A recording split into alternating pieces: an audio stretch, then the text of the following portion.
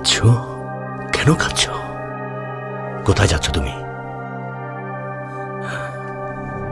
শুনুন ভাই হামজা, আপনার এখনই আবু তালিবের বাড়িতে যাওয়া উচিত। কি হয়েছে আবু তালিবের বাড়িতে? মক্কার প্রধানেরা আলোচনায় বসেছে। আমি আমার প্রাণপ্রিয় ভাই আবু তালিব আর আল্লাহ রাসূল মুহাম্মদকে নিয়ে খুব ভয় পাচ্ছি। সাফিয়া? আমি তার উপর ঈমান এনেছি। কেউ যদি তাদেরকে এক চুলো স্পর্শ করে তরবারির আঘাতে টুকরো করে ফেলবো। তারা তাকে তাদের শত্রু মনে করে আর ভাবে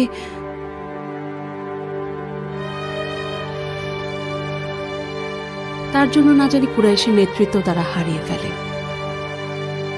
আমি বলি যে মোহাম্মদকে অত্যাচারী কুরাইশদের হাতে তুলে দিবেন না। তুমি কি ইসলাম গ্রহণ করেছ? হ্যাঁ, আল্লাহর শপথ তাই করেছি।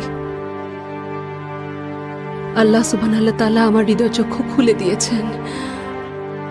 আমি ইসলাম ধর্ম গ্রহণ করেছি আবু তালিব। আল্লাহর ধর্মই সত্য ধর্ম, সত্য।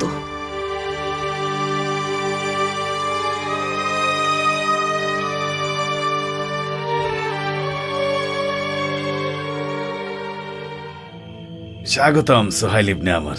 এসো, ভালো করেছো। শোনো আবু সুফিয়ান, তোমার হাশিম গোত্রের ভাতিজা একটা ধর্ম নিয়ে এসেছে যেন সে কুরাইশদের মধ্যে কর্তৃত্ব ফলাতে পারে। সে ইতিমধ্যে সফলও হয়েছে তার এই কাজে। আর যতদিন পৃথিবীতে সূর্য উঠবে ততদিন আমি তাকে বিশ্বাস করব না। তাই এত দয়া না দেখিয়ে মোহাম্মদকে থামাও। তোমাকে বলছি কারণ তুমি ওর নিকটাত্মীয়। আমরা যখন একবার ইয়েমেনে গিয়েছিলাম, একজন ইহুদি পাদ্রী আমাদের বলেছিল মোহাম্মদ নাকি নবী। তখন আব্বাস এসে আমাকে জিজ্ঞাসা করেছিল আমি কথাগুলো শুনে কি ভাবছি। আমি বলেছিলাম আমি কখনোই তাকে মানব না যতক্ষণ পর্যন্ত পৃথিবীর সবকিছু উল্টো হয়ে আকাশে ভেসে না বেড়ায়। বাইতুল আরকামের দিকে যাও এখনই। আব্বা, আব্বা, মুহাম্মাদের অনুসারী হয়ে তো আব্বাকেই ছেড়ে গেলে।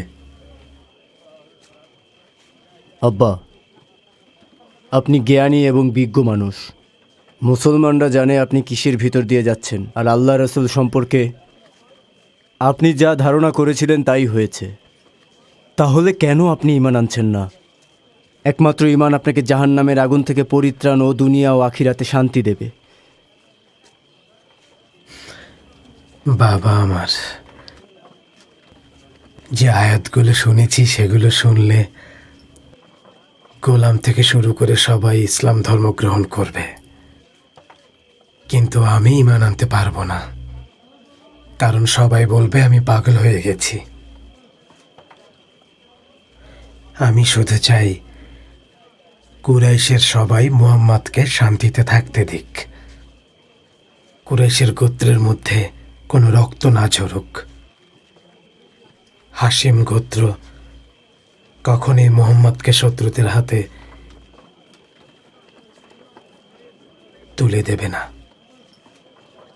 বাবা আবু হুযায়ফা, তুমি কি এসব থেকে ফিরে আসবে না?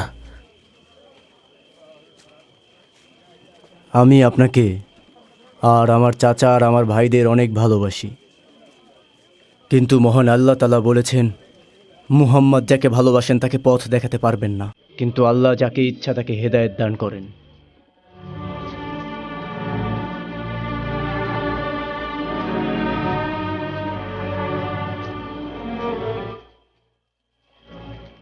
শুনুন ভাই হামজা, আপনার এখনই আবু তালিবের বাড়িতে যাওয়া উচিত। কি হয়েছে আবু তালিবের বাড়িতে? মক্কার প্রধানেরা আলোচনায় বসেছে। আমি আমার প্রাণপ্রিয় ভাই আবু তালিব আর আল্লাহ রাসূল মুহাম্মদকে নিয়ে খুব ভয় পাচ্ছি। সাফিয়া? আমি তার উপর ঈমান এনেছি। কেউ যদি তাদেরকে এক চুলো স্পর্শ করে তরবারির আঘাতে টুকরো করে ফেলবো।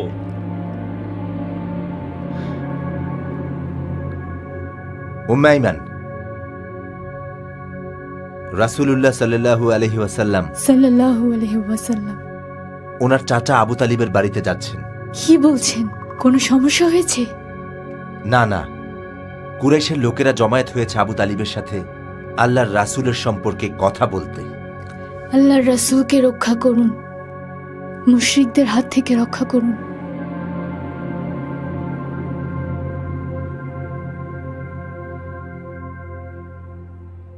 শোনো আবু তালিব, এই যে আমারাত ইবনুল ওয়ালিদ কুরাইশদের মধ্যে সবচেয়ে অভিজাত আর শক্তিশালী ব্যক্তি। তুমি তাকে তোমার পুত্র হিসেবে গ্রহণ করো আর তোমার ভাতিজাকে আমাদের হাতে ছেড়ে দাও। তোমার ওই ভাতিজা আমাদের এবং আমাদের পূর্বপুরুষদের ধর্মের বিরুদ্ধে গিয়েছে, আমাদের গোত্রে ভাঙন ঘটিয়েছে, এমনকি গুরুজনদের অপমান করেছে। তাকে হত্যা করব। কত জঘন্য কাজের প্রস্তাব দিচ্ছ তোমরা। তোমাদের সন্তান আমাকে দিচ্ছ লালন পালন করার জন্য, আর আমার সন্তান তুলে দেব হত্যা করার জন্য। রাব্বিল কাবার কসম, আমি এটা কোনোদিনই হতে দেব না।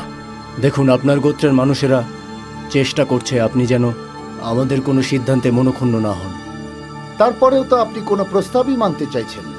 রাব্বিল কাবা জানেন তারা আমার ভালোর জন্য কোনো কিছুই করেনি, আর সব সময় তারা আমার শত্রুদের পক্ষ নিয়েছে। কি আশা করছো তোমরা আমার কাছ থেকে? হাসিম গোত্রের লোকেরা আর এই যে আব্দুল মুত্তালিবের বংশধর, তোমাদের মিত্র গোত্রদের আর দাসদের ডেকে আনো। আমি আবু তালিব বলছি, আমি মোহাম্মদকে জান দিয়ে হলেও রক্ষা করব। যতদিন পর্যন্ত পৃথিবীতে আমি বেঁচে আছি, কেউ ওর কোনো ক্ষতি করতে পারবে না। আমিও আছি আবু তালিব। আল্লাহর শপথ, আমরা বেঁচে থাকতে কেউ মোহাম্মদের ক্ষতি করতে পারবে না। আমি কুরাইশদের পক্ষে থাকব। চলো এখান থেকে উঠি। আবু তালিব আমাদের ছেড়ে তার ভাতিজাকেই রক্ষা করুক। লাত আর উজ্জার কসম, শেষ পর্যন্ত আমাদেরই জয় হবে।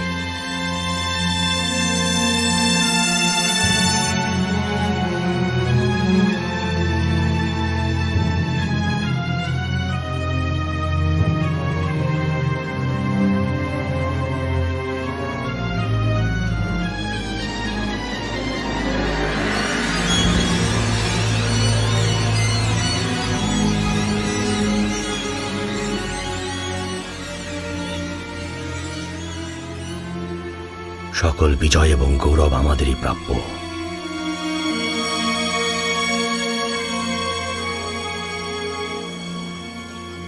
আমার কথা শুনুন কুরাইশগণ, হজের সময় আমাদের খুব নিকটে চলে এসেছে। আরবীয়রা মোহাম্মদের কথা শোনা মাত্রই সবাই এখানে চলে আসবে। তখন আমরা সবাইকে কি জবাব দেব? তাই আমাদের এখনই একটা যথাযথ সিদ্ধান্তে চলে আসা উচিত, যেন কেউ আমাদের বিরোধিতা করতে না পারে। তুমি বলো আব্দে শামস, কি সিদ্ধান্ত নেওয়া উচিত বলে মনে করো? আমরা সেটাই মানব। না, তোমারও মতামত দেয়া উচিত। সে ভাগ্য গণনাকারী।